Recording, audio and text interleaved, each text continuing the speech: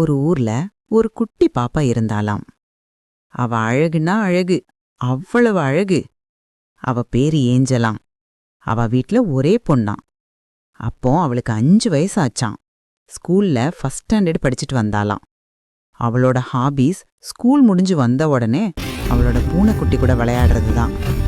அந்த பூனைக்குட்டியை அழைச்சிட்டு வாக்கிங் போவா. அப்புறம் அந்த பூனை கூட பால் விளையாடுவா.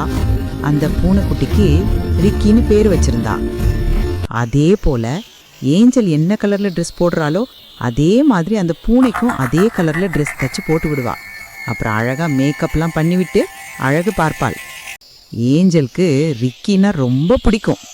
ரிக்கிக்கு ஏஞ்சலை ரொம்ப பிடிக்கும். ஏஞ்சலுக்காக என்ன வேணாலும் செய்யும் இந்த ரிக்கி குட்டி.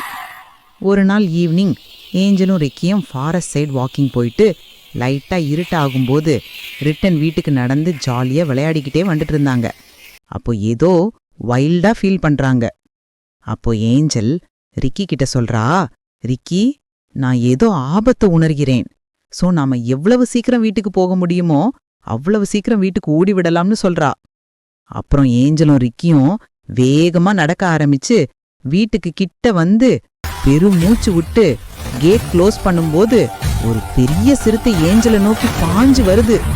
அந்த சிறுத்தை ஏஞ்சலை நோக்கி பாஞ்சு வருவதை பார்த்த ரிக்கி ஏஞ்சலை வீட்டுக்குள்ள தள்ளி விட்டுட்டு ரொம்ப தைரியமா அந்த சிறுத்தை கிட்ட ஃபைட் பண்ணி ஏஞ்சலை காப்பாத்துது.